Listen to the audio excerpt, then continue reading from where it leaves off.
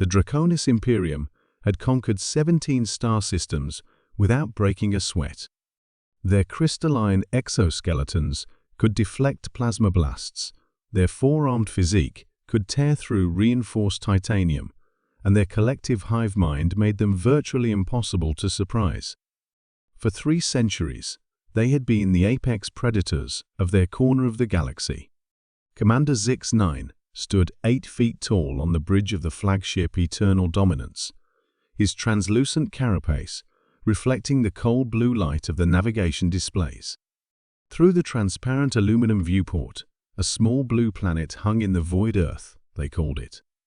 The third planet in an unremarkable system that had somehow managed to repel every previous invasion attempt by lesser species. Surely, Zix-9 clicked through his mandibles to his lieutenant. These humans cannot pose any real threat. The Gorelian Empire failed because they were weak. The Synthetic Confederation fell because they lacked imagination. But we are Draconis. Lieutenant Keck-7 adjusted the sensor array with 2 of her arms while manipulating tactical displays with the others. Commander, the orbital scans show they have primitive projectile weapons, basic nuclear capabilities, and rudimentary spaceflight. Their technology is at least 2,000 years behind ours. Exactly as expected, Zix-9 rasped with satisfaction. Prepare the assault pods. We will take specimens from their largest population centers and study what makes them so persistent. The first wave descended through Earth's atmosphere like falling stars. Zix-9 led a strike team of 12 elite warriors to what the humans called New York City. Their pods crashed through the tops of the primitive concrete structures, sending chunks of debris raining down onto the crowded streets below. The humans reacted predictably, screaming, running, their primitive vocal cords producing sounds of terror that were quite satisfying to Draconis auditory receptors. Zix-9 emerged from his pod, his forearms spreading wide, as his exoskeleton automatically adjusted its refractive properties to create an intimidating display of shifting colors. Citizens of Earth. His voice boomed through his suit's amplification systems. You will surrender 3 specimens from each city block, or we will take 6 from each. The humans continued their chaotic scattering, some falling over each other in their panic. Zix-9 felt the familiar rush of dominance that came with every successful conquest. This would be over within the hour. That's when he saw her. A single human female, approximately 5.5 feet tall, with an unremarkable brown covering on her head and the typical pale skin tone common to this region. She wore simple blue coverings on her lower appendages and a red fabric wrapping on her torso. Nothing about her physical appearance suggested any threat whatsoever. But she wasn't running. She stood in the middle of the evacuating crowd, perfectly still, looking directly at him. Not at his imposing frame, not at his weapons, not at his shimmering exoskeleton that had struck fear into the hearts of warriors across the galaxy. She was looking into his eyes. Zix-9 felt something he had never experienced in 300 years of conquest. It started as a slight tremor in his primary neural cluster, then spread through his entire nervous system like ice water. The human's eyes, those strange round organic sensors, seemed to bore directly through his consciousness and into something deeper. There was no fear in those eyes, no surrender, no submission.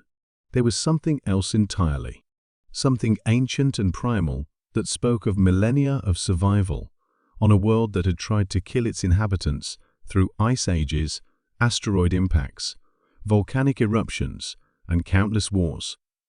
Something that whispered of a species that had clawed its way to the top of their food chain, not through superior technology or psychic powers, but through sheer relentless determination.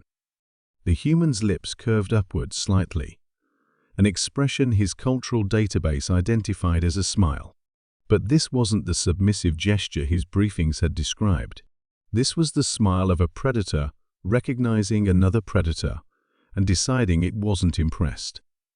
Lieutenant, Zix-9's voice cracked slightly through the communication system. Are you monitoring the human female at coordinates? Commander, her biometrics are normal. No weapons detected. No elevated stress hormones. If anything, her heart rate has decreased since making visual contact with you. The human took a step forward. Every instinct screamed at Zix-9 to retreat. His exoskeleton began shifting to defensive configurations without conscious command. Around him, he could hear his warriors chattering nervously in the collective consciousness, their previous confidence evaporating like mist. The human took another step, and Zix-9 realized with growing horror that she was walking toward him with the casual confidence of someone approaching a mildly interesting museum exhibit. Her eyes never wavered, never blinked, never showed even a flicker of the terror that was currently flooding his own nervous system. Commander, Kex-7's voice was tight with barely controlled panic. I'm reading massive neural disruption across the entire strike team. Whatever that human is doing. But the human wasn't doing anything except looking at him. Just looking, with those impossibly calm eyes that seemed to say, I see you. I see what you are, what you've done, and I am not afraid. You should be afraid of me. Zix-9 tried to access his weapon systems, but his forearms were trembling too violently to maintain proper grip. The human was now less than 10 feet away, and he could see details that made his respiratory systems flutter.